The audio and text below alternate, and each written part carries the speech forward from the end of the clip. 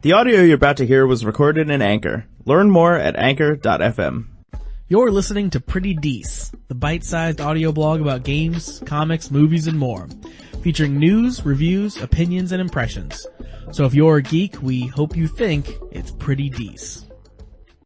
What's up, everyone? It is March 31st, and this is Pretty Dece. I'm your host, Josh. Today on the show, I want to change gears a little bit from what we've been talking about the past few days. I want to talk about an iOS game. This game is called Card Thief. It is currently not out on Android yet, so for my Android friends, hold on, because the previous games put out by this developer have actually come to Android, so I expect it'll show up there at some point, but right now it's iOS only, so iPhone, iPad. And Card Thief is actually a game that I heard about first on Jeff Cannata's awesome newest, latest, best show, so go check him out. He's also here on Anchor. But Card Thief is a game that is, well, it's a solitaire game. It is card-based. And it's not a normal deck of cards. You are a thief card that represents a thief, and you move your card around a 3x3 grid. So you'll see 9 cards total. You're one of them, and there's this grid there. The whole time you have this stealth rating that's on your thief card, and it goes up when you move around. You collect sneak cards, and it goes down when you do things like snuff out torches, collect guard cards, if you don't, encounter them from behind. So kind of as you move around, these numbers are changing, they're growing, your stealth rating is going up and going down depending on what you're doing. And the goal of the game is to work your way through this deck, not get caught by the enemy, eventually pick up a chest card that will show up when you are halfway through the deck of cards, and then finally you will encounter a sewer tunnel card, which is your exit out of the dungeon, as it were, and you have been successful on that run. That has been a successful game of solitaire.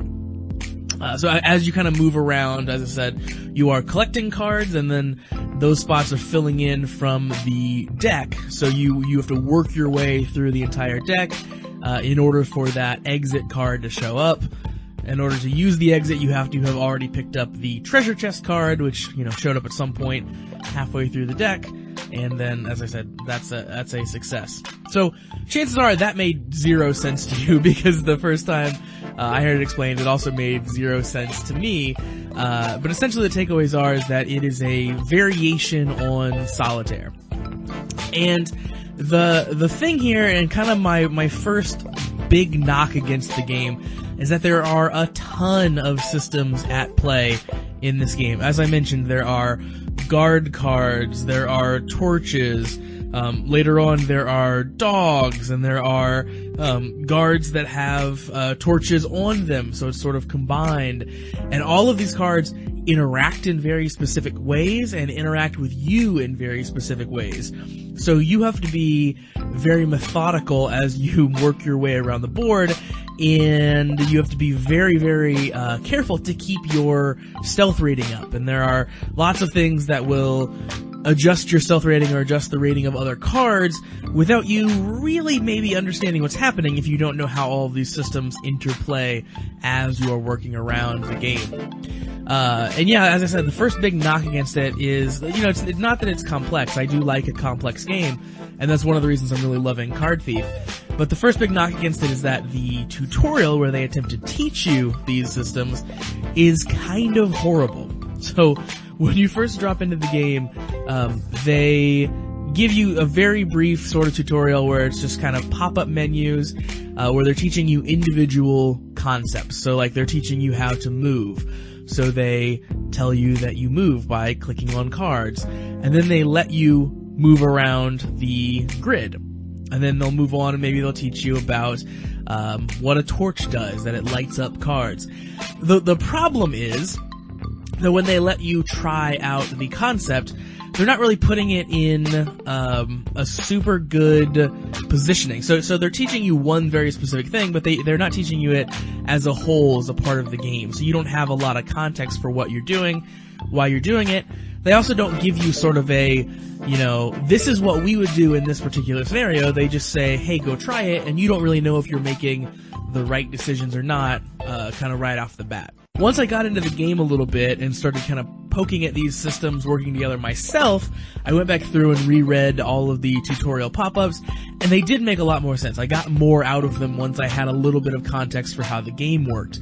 Unfortunately, when you first boot up the game and you click play, you don't have any of that context, so a lot of that might be lost on you. So I do think in a future update it's something that they could probably work on. They could guide you a little bit more, maybe walk you through one run in the dungeon, then you might understand a little more what you're doing and kind of why you're doing it. Because it does take, 3 or 4 or 5 runs to really understand what the stakes are, why you have to keep that rating all the way up, exactly what's going to drop your rating, how to deal with guards, and so on. It really takes a lot of kind of really staring at it to understand what's happening. Now, all that aside, this game is still really, really good. It has got its hooks in me very deeply. There's a lot to unlock, so as you work your way through the game, have successful runs, you get these treasure chests. They'll have things in them. You will eventually unlock different equipment that you can use, kind of spy gear, so things like cloaks and arrows and bombs, all sorts of things. And then there are different maps, and the different maps have different decks. So the decks will, as you kind of work the game, have more complicated cards. As I said, the first map had, very, very simple, like, guards, simple stealth cards, and torches. There really wasn't much more to it than that. The next map that I've gotten to here has the guards and torches on one card. It has these kind of dog cards that work a little bit differently than guards. And, I know as I progress, it'll continue to get more and more complicated as new maps open. So it does seem like there's a really high skill ceiling. There's really a lot to learn. You just have to get over that initial bump, to kind of figure out how everything's working. Now, presentation-wise, this game is awesome. The look of the game is just top-notch. Everything is like really just smartly animated. The thief card is really cool. He sort of looks like a spy versus spy spy. He has like a kind of a long nose. All the guard cards have like these facial expressions that sort of change as you move around. When they see you, they kind of freak out a little bit. So the cards are kind of actively animating. The menu of the game is actually done like you are kind of going down this sort of dungeon under a house. So you kind of move down the levels, you're interacting with things that are sort of there in this sort of kind of underground dungeon area. So the shopkeeper is there and so on. There's a big map that pulls out when you want to go to a different location. When you complete a mission, your kind of spy lockpicking tools unroll, and then they sort of put all the information about your completed mission there. So it's really, really cool. There's lots of tiny little touches there that take what, could be a very plain Jane game with cards and give it this, very vibrant sort of life to it, which I think is really, really cool. So, Card Thief, as I said, not without its problems. It has a very lacking tutorial, but once you do get into it, it seems to be a very rewarding experience, and I've really, really enjoyed it thus far. So I would say Card Thief is pretty decent. Thanks for tuning in to Pretty Dece today. I'm always looking for new iOS games, so if you have an iOS game out there that you're really loving and you want me to check out, please consider calling into the show using the call-in button in the Anchor app.